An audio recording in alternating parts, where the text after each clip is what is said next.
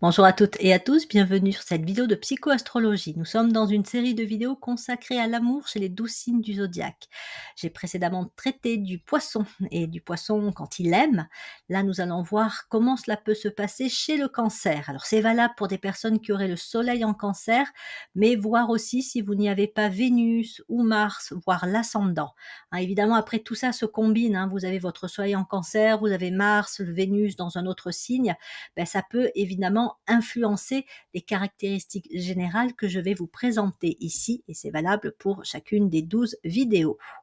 Alors, le cancer, de manière générale, voyons des caractéristiques, des qualités, des thématiques qui, chez lui, sont importantes et vont forcément avoir un impact sur sa façon d'aimer et sur le type de partenaire vers lequel il peut aller.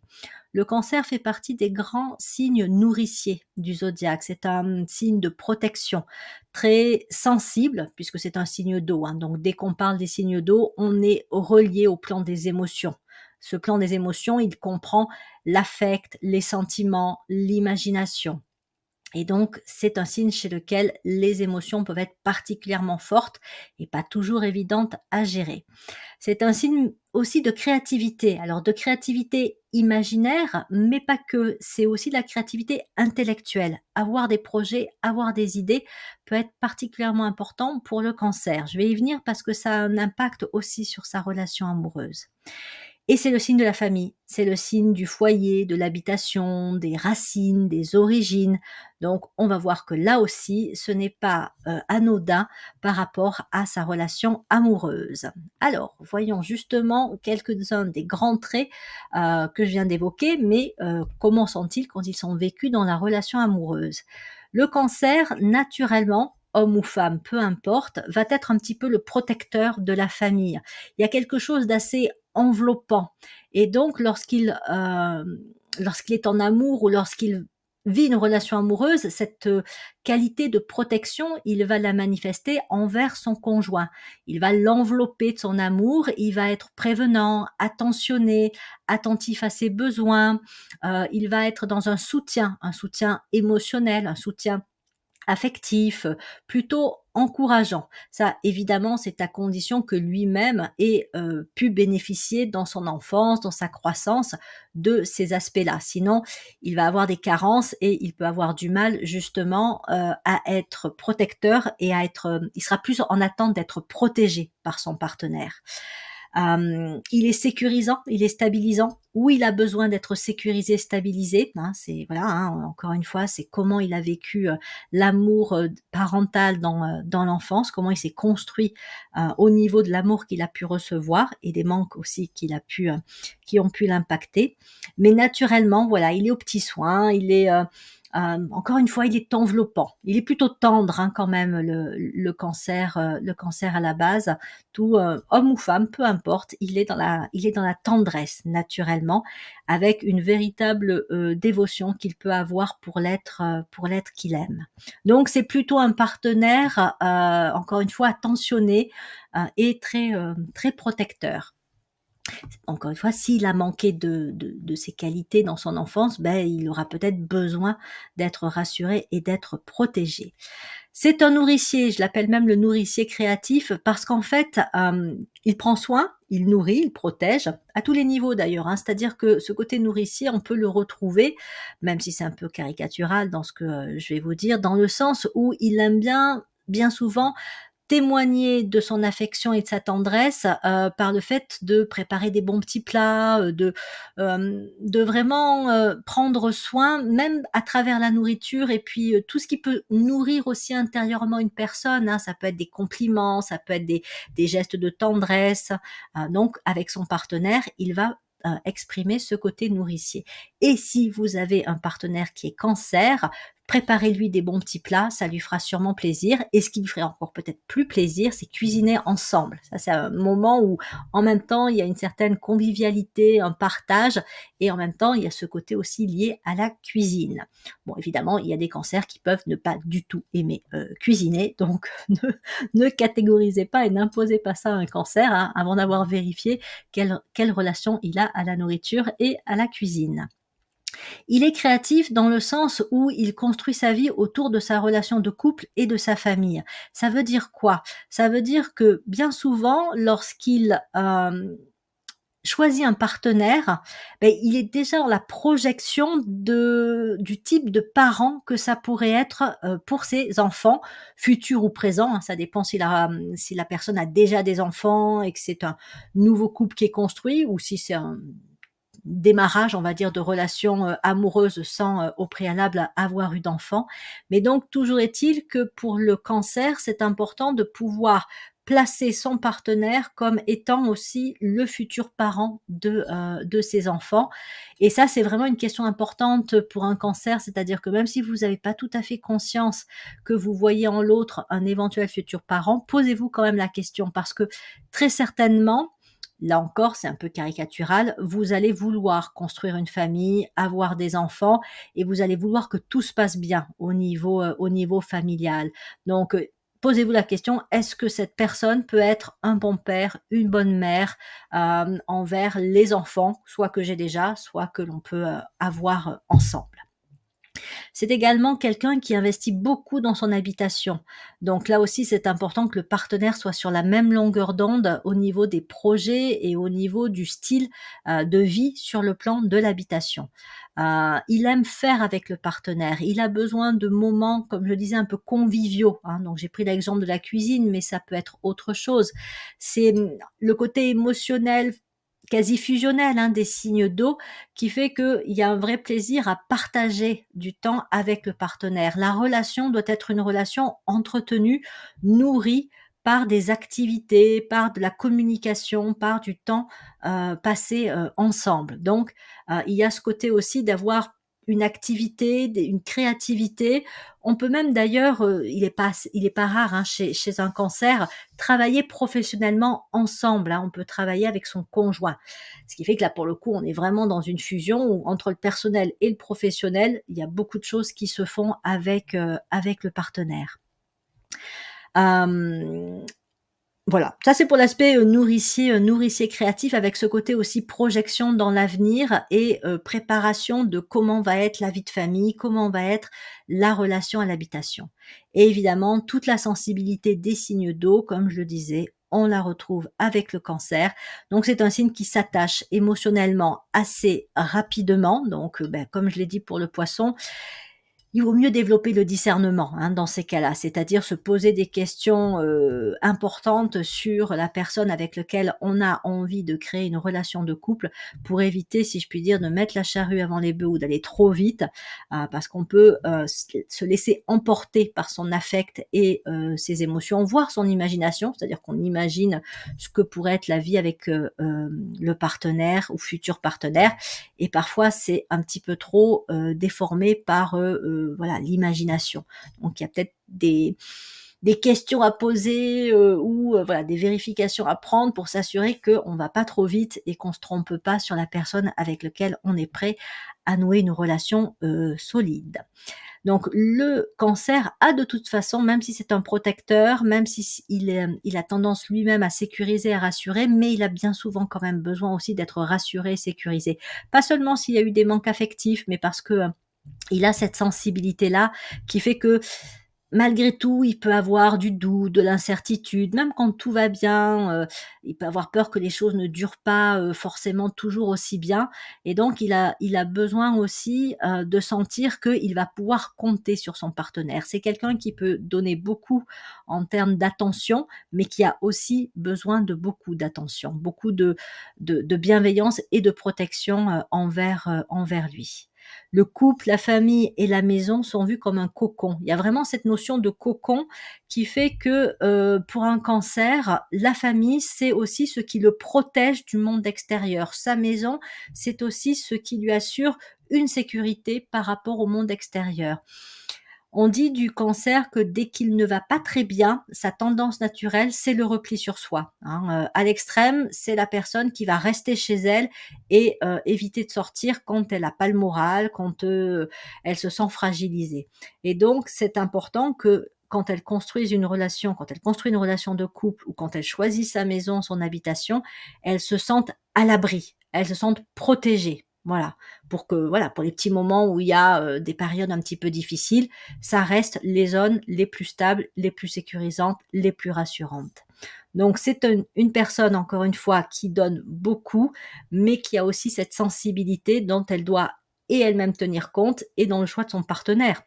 Est-ce qu'il va être lui-même à l'écoute de ma sensibilité en tant que Cancer? Ça c'est important.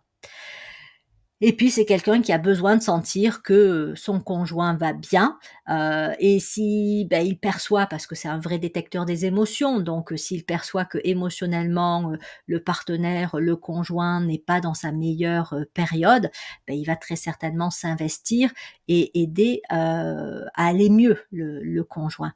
Ceci dit, il a donc aussi besoin de sentir que la personne en face est suffisamment solide et que si elle a des petits coups un petit peu durs comme ça, c'est pas non plus quelque chose de constant et de régulier, sinon ça va vite, l'épuiser, et comme le poisson, il risque de se perdre, dans une relation où il va beaucoup donner, beaucoup épauler, beaucoup soutenir, mais s'oublier lui-même au passage.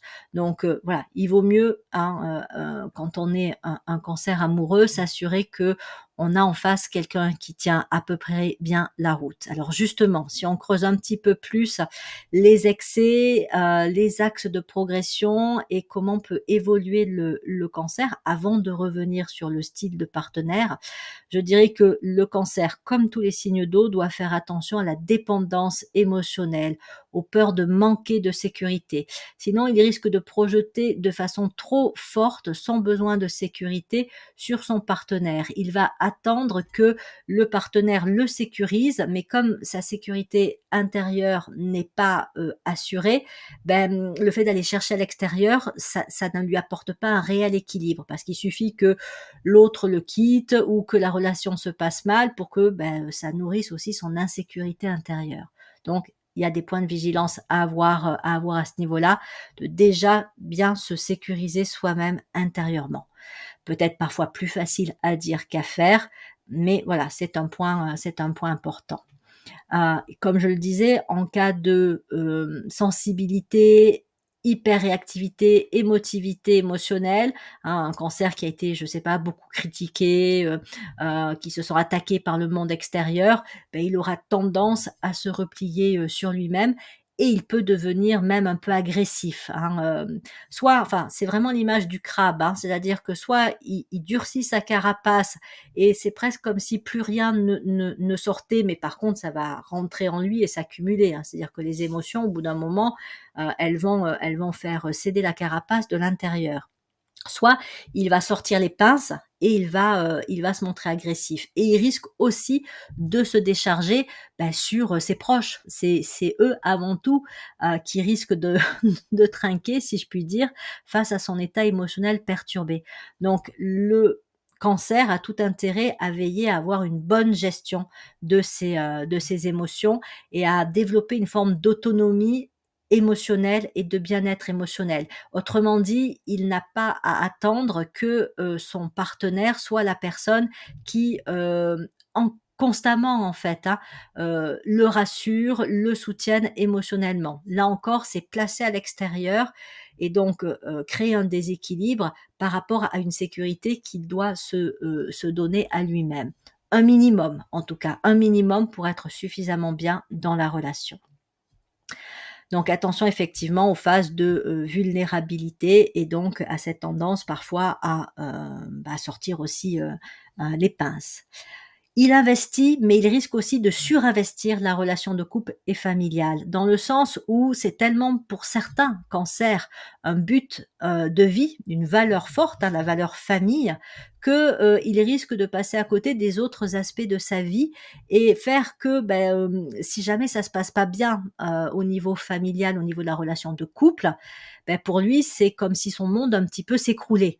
Donc, il a intérêt aussi à investir d'autres, sphères de sa vie, notamment à avoir un travail dans lequel il peut s'épanouir, des activités à lui, où il va pouvoir manifester aussi sa créativité, son imagination et donc s'il y a des moments dans le couple qui sont un petit peu plus délicats, il pourra les traverser en s'appuyant sur ce qu'il réussit par ailleurs, ça peut même être des relations amicales aussi.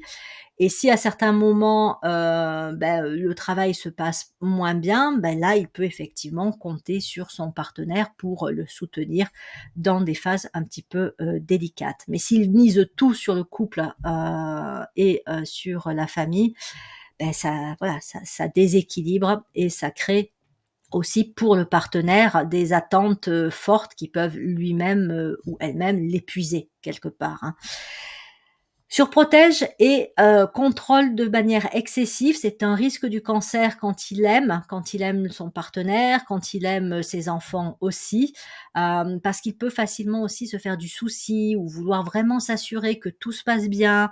Donc il peut être un petit peu comme le poisson, hein, trop présent, étouffant, et en fait être presque gênant, en fait. C'est-à-dire qu'il prend l'autonomie à la personne qu'il veut protéger, il la lui enlève soit en faisant des choses à sa place, en lui disant comment elle devrait faire. Donc voilà, il peut être un petit peu, lourd, si je puis dire, face à ce côté surprotection.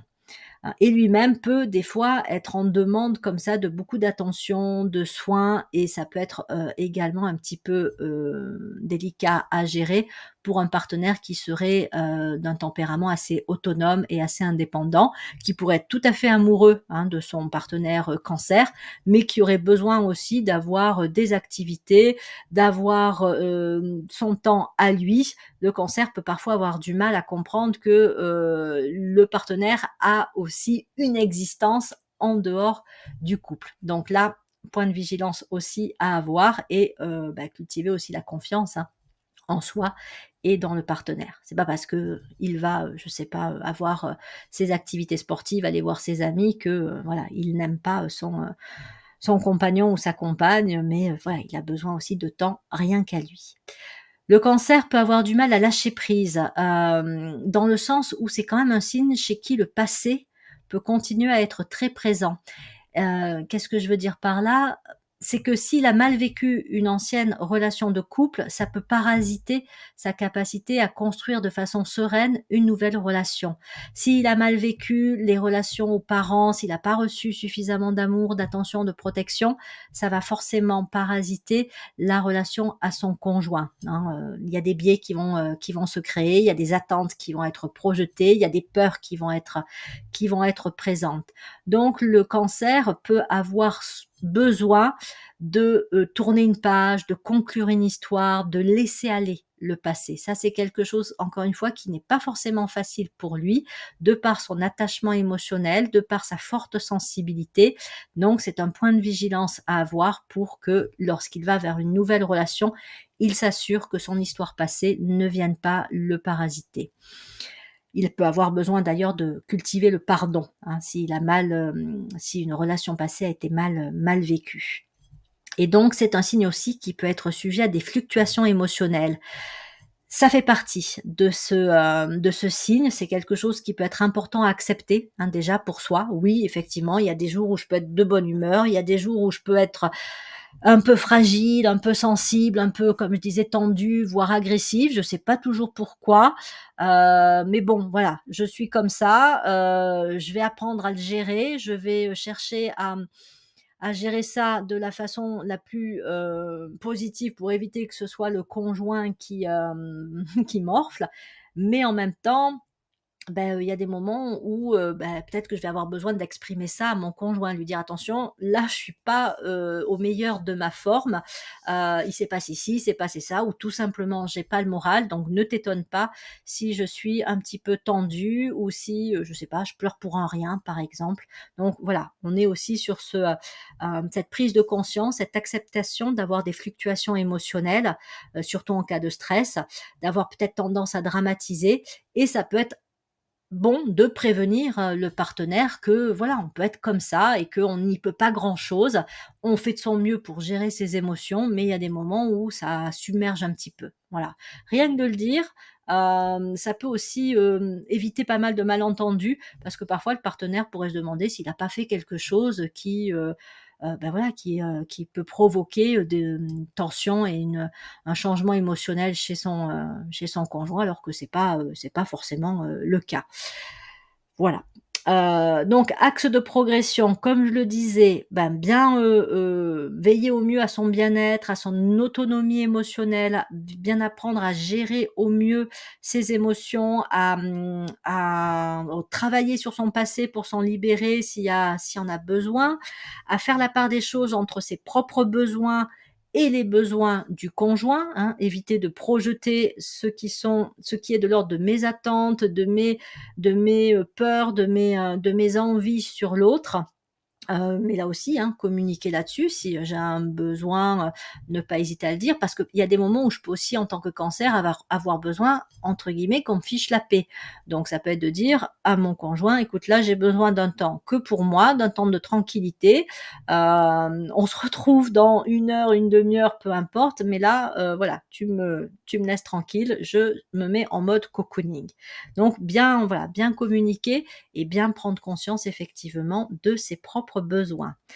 Besoin de cultiver l'indépendance émotionnelle pour ne pas, encore une fois, surinvestir la relation et puis, peut-être aussi aller chercher des émotions positives en dehors du couple, en ayant des activités, des relations qui nourrissent aussi sur le plan, émotionnel, enfin des émotions, positives, hein, on peut avoir plein d'activités qui fournissent des émotions agréables, donc ça, c'est intéressant pour le cancer d'aller en cultiver en dehors du couple et de la famille. Ça évitera, là encore, qu'il soit trop en attente que son conjoint soit celui qui lui apporte ses émotions positives.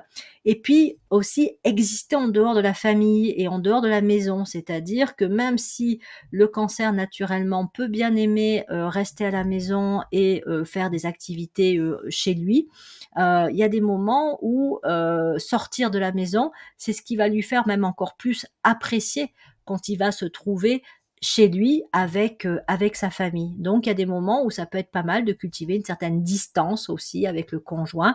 Par exemple, on peut partir en vacances entre amis sans que le conjoint soit là. Et quand on se retrouve, eh ben, il y a ce manque, il y a ce désir renforcé d'être avec l'autre et ça rend la relation encore plus soudée parce qu'il y a aussi respect de l'individualité de chacun. Faire tout toujours ensemble, au bout d'un moment, ça peut être un petit peu étouffant. Voilà. Après évidemment, hein, les couples fusionnels peuvent, tout faire ensemble, mais bon, ça peut avoir ses limites. Établir des limites et pour soi et pour l'autre, hein, pour, là aussi, hein, respecter, l'autonomie de chacun et apprendre également à, conclure, hein, toute histoire, tourner le passé, éviter de le ressasser. Voilà. Donc ça, c'est quelques points qui me semblent être clés, des points clés, des axes d'évolution, de progression, lorsqu'un cancer veut, travailler au mieux, sa relation, amoureuse et être, voilà, dans une relation la plus équilibrée. Puis peut-être aussi éviter d'attirer vers lui des partenaires qui ne seront pas sur la même longueur d'onde, qui peuvent le plomber aussi émotionnellement. Pour le coup, ça peut contribuer à faire de sa présence dans la relation amoureuse, hem, une présence qui est un cadeau pour l'autre. C'est vraiment, le cancer peut apporter à l'autre le meilleur de sa capacité à aimer, à soutenir, à choyer, à protéger, à nourrir, et cetera. Parce qu'il le fait sans être dans la dépendance relationnelle, dans la dépendance affective, dans l'attente aussi que l'autre, reçoive son amour et lui en donne tout autant. Voilà, il peut aussi trouver en dehors de la relation des aspects qui vont le nourrir et qui, nourrissent aussi, la relation. L'espace personnel de chacun est ainsi préservé et puis, pour les émotions, lorsqu'elles sont plus clairement conscientisées, gérées, qu'on reconnaît que chacun a ses propres émotions, que voilà, ça permet aussi au niveau du couple et de la famille de percevoir plus clairement, qui est, chacun avec ses propres émotions et donc de pouvoir l'accompagner au mieux, hein, dans la gestion de ses émotions et dans ces moments peut-être de fragilité émotionnelle. Les problèmes du coup ne sont ni niés, ni dramatisés hein, à partir du moment où on gère au mieux ses propres émotions et où on est au clair avec ça c'est mon émotion, ça c'est ce qui appartient à l'autre. Et idem avec les désirs, les besoins, les attentes, etc.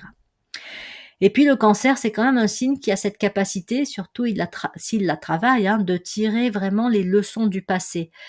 Et pour ça, il a donc besoin d'apprendre à tirer un trait sur le passé. Sinon, en fait, il va faire que répéter les mêmes histoires du passé ou alors éviter.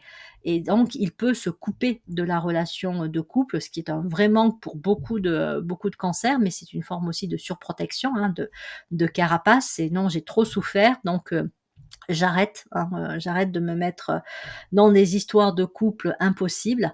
Or, pour un cancer, encore une fois, hein, ses valeurs principales, hein, c'est la famille, le couple, l'habitation. Donc, si il arrive à retravailler son passé avec lucidité, avec objectivité, avec un esprit d'analyse, il peut en tirer les leçons et puis, du coup, améliorer, sa prochaine relation de couple et son prochain, vécu, en fait, de la relation, de la relation de couple. Ça lui permet de développer, la sagesse. Il a ce potentiel-là, donc autant l'activer et l'utiliser et ça peut lui permettre donc voilà, d'aller vers une relation de couple vraiment équilibrée, harmonieuse, épanouissante. Voilà. Qu'est-ce qui n'a pas fonctionné dans ma précédente relation?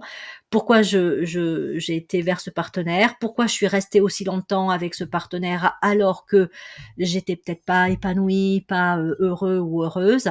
Qu'est-ce que ça m'a dit de moi? Qu'est-ce que ça me dit de mes manques, de mes peurs? Comment je peux travailler là-dessus? Voilà, c'est tout ça hein, un peu que le cancer a intérêt à se poser comme question. Hein, ça peut être aussi intéressant si on veut aller encore plus loin dans une approche psychologique, voire thérapeutique, de travailler aussi sur la relation entre les parents, hein, comment était le couple que formaient mes parents et comment moi j'étais dans cette relation entre mes parents et en tant qu'enfant hein, de ces deux personnes. Voilà, donc tirer encore une fois les leçons du passé pour pouvoir avancer et créer une relation de couple la plus sereine et épanouissante possible. Je termine rapidement avec le style de partenaire, hein, j'en ai déjà dit quelques mots. Donc, puisque le cancer est assez sensible, émotif, etc., et que ça, bon voilà, ça fait partie de lui, donc autant l'accepter. Ben oui, il va avoir besoin d'un partenaire qui soit plutôt stable émotionnellement, parce que sinon ça fait deux personnes qui émotionnellement peuvent être assez en dents de scie ou assez vite chamboulées. Donc il vaut mieux qu'il aille vers un partenaire qui soit stable, qui soit présent aussi, dont ils sentent que voilà, mon partenaire, il est là, je peux compter sur lui. Quand je lui parle, il m'écoute. Quand j'ai besoin de lui, il est présent. Et s'il y a des moments où il l'est pas parce que, pour des raisons diverses ou variées, peut-être que je peux m'appuyer sur quelqu'un d'autre, d'où l'importance de pas surinvestir la relation de couple. Peut-être que je peux parler avec une amie ou je peux parler à ma mère, à mon père, peu importe. Et voilà, ça peut aussi être bénéfique. Et donc voilà, un partenaire qui soit présent, qui soit fiable, constant et ferme. Alors constant dans le sens où effectivement, plutôt quelqu'un qui va garder une espèce de ligne de conduite. On sait que voilà, il est comme ça, il a un caractère stable, il va pas changer pour un oui ou pour un non parce que ça déstabilise beaucoup les cancers. Hein. Quelqu'un qui dit blanc un jour, noir l'autre, c'est compliqué pour le cancer. Ou quelqu'un qui change un peu de caractère ou de façon d'être selon les personnes avec qui il est, selon les moments de la journée, ça peut être compliqué pour le cancer. Donc quelqu'un qui a plutôt un caractère stable, constant, et aussi une certaine fermeté, c'est-à-dire quelqu'un qui va pas changer d'avis comme il change de chemise, qui a une certaine assurance. Il lui faut pas non plus quelqu'un de trop autoritaire ou de trop dirigiste, hein, sinon il peut vite soit devenir un peu soumis, soit au contraire sortir ses pinces, mais voilà, plutôt quelqu'un effectivement qui sait être un petit peu, à la fois, doux, hein, une certaine douceur, mais voilà, mais ferme. Patient et compréhensif, ça bon, il faut de la patience, hein, pour les partenaires des signes d'eau quand même, hein, parce qu'encore une fois, l'émotionnel peut faire que à des moments, c'est pas toujours facile dans la relation de couple. Après, tout le monde a ses, zones d'ombre ou ses défauts, hein. Les signes de feu, ça va être l'impatience, ça va être la colère, ça va être l'impulsivité. Les signes d'eau, ça va être effectivement une certaine émotivité, un côté à être à fleur de peau. Ça peut la moindre remarque ou critique, peut être décuplée, hein, chez un signe d'eau. Mais donc voilà, il faut aussi que le partenaire soit, suffisamment, patient et compréhensif. Il faut que, il représente aussi un petit peu l'image d'un bon parent, hein, un futur bon, père ou bonne mère. Voilà, hein, quand on est du signe du cancer, c'est ce qu'on peut voir aussi chez son partenaire, ce qu'on peut regarder.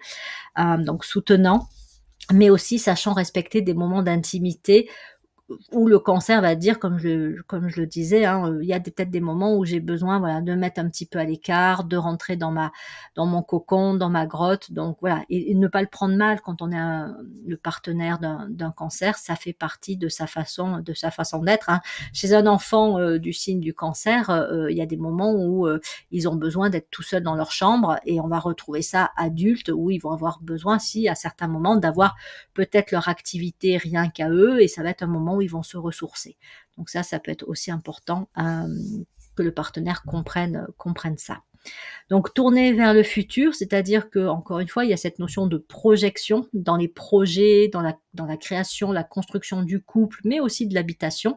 Donc il faut que le partenaire, lui aussi, puisse amener une vision à moyen, voire à long terme, même si les choses changent en cours de route, hein, mais de dire, voilà, on peut mener, tel projet ensemble, et on peut construire notre, relation sur ces bases-là avec cette, un espèce un peu, voilà, de projet, ça peut être, je sais pas, combien d'enfants tu veux avoir, avec combien d'écart entre chaque enfant, même si dans la réalité, dans les faits, ça peut se passer différemment, mais qu'il y ait déjà une bonne communication et un minimum de points, d'accord, sur ces aspects-là, hein. Ça va avec le partage des valeurs.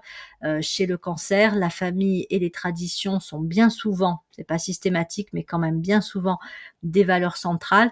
Donc, il y a tout intérêt à ce que le partenaire ait le même type de valeurs ou le même type d'attente et de projet en termes de famille, de tradition. Si par exemple, vous êtes cancer, vous vous mettez en couple avec quelqu'un et peu de temps après, il vous apprend que lui, ou elle ne veut pas avoir d'enfant, ça peut être compliqué. Donc, il y a peut-être des choses comme ça à vérifier avant, ou imaginez que, votre partenaire vous dit: «Mais moi, en fait, ce que je voudrais, c'est pouvoir, voyager à travers le monde», et que vous êtes plutôt, le cancer casanier, ça va être compliqué. Après, il y a des cancers qui peuvent aussi, aimer voyager, mais c'est toujours l'idée de s'assurer que, en termes de vécu, de couple, de famille et d'habitation, on soit à peu près sur la même longueur d'onde. C'est presque un petit questionnaire à faire passer, quand on commence une relation, ou quand on se dit: «Tiens, cette personne, voilà, pourrait bien, je la verrais bien, enfin, je me verrais bien me mettre en couple avec elle». Donc voilà, des projets créativement dynamiques, parce que le cancer a une belle créativité, hein, que ce soit de l'imagination, côté artistique, manuel, ou que ce soit, dans les projets, dans les idées qu'il va pouvoir, concrétiser. Donc il a besoin aussi, enfin en tout cas c'est intéressant, si c'est pas un besoin, c'est intéressant, enrichissant, qu'il ait un partenaire qui, ou le soutienne, ou lui apporte des choses à cette créativité que le cancer peut avoir, hein. C'est par exemple, certains cancers ne se font pas assez confiance en eux par rapport à leurs capacités artistiques et imaginatives. Donc, s'il a un partenaire qui, lui dit: «Mais si, tu peins super bien, vas-y, continue», ou «Si tu as envie de faire de la musique, eh ben vas-y», ou voilà, quelqu'un qui puisse vraiment être soutenant à ce niveau-là, même si c'est pas son activité à lui, même si, le partenaire, ne peint pas, n'est pas intéressé, par la poterie, la musique ou et cetera, mais qu'il ait cette capacité à encourager son compagnon, sa compagne cancer, à mener ses projets et à suivre aussi sa créativité, son imagination. Ça peut être vraiment important et là, le cancer, pour le coup, il peut vraiment s'épanouir pour lui-même, mais aussi pour le couple, dans la relation de couple.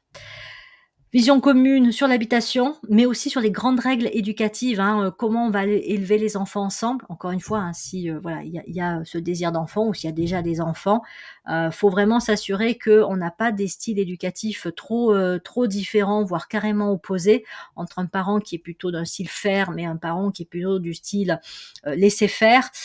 Ça peut être compliqué chez le cancer et ça peut créer des frictions. Donc s'assurer effectivement que voilà, on va s'entendre un minimum, même si après, chaque parent peut, avoir un peu son rôle attitré dans l'éducation des enfants, mais qu'en termes de valeurs de base, il y ait des points d'accord et aussi vraiment cette capacité à créer un environnement chaleureux et accueillant parce que le cancer aime beaucoup aussi recevoir, la famille, les amis et donc beh, c'est important que son partenaire soit aussi, dans cet accueil, que sa maison soit ouverte et que, beh, il fasse aussi, enfin, ce soit quelqu'un qui aime avoir des invités, qui aime avoir du monde à la maison et puis, qui soit bien dans la relation, la communication avec les personnes reçues. Voilà, c'est ce que j'avais envie de vous proposer sur cette vidéo consacrée au cancer et à l'amour. Vous pouvez évidemment en commentaire me dire si vous vous reconnaissez ou pas, si j'ai pu oublier des aspects. Bon, évidemment, comme je le disais, hein, selon les autres configurations présentes dans le thème, il y a des points qui peuvent être pondérés, d'autres qui peuvent être accentués. Donc, c'est pas non plus aussi caricatural que cela. Et puis, bah, pour le prochain signe, alors je vais faire un petit jeu, hein, ça me permet de vérifier ceux qui vont jusqu'au bout des vidéos et qui les écoutent. Donc, je ferai le signe de la personne qui me le demande en m'indiquant sa couleur préférée. Voilà, vous me dites votre couleur préférée et quel signe vous souhaitez que je traite et bingo, ce sera pour vous la prochaine vidéo. Voilà, de toute façon, je vais faire les 12 signes, hein, c'est juste quelle va être la prochaine. Je vous remercie de votre écoute et vous dis donc à bientôt pour de prochaines vidéos de psychoastrologie. Prenez soin de vous.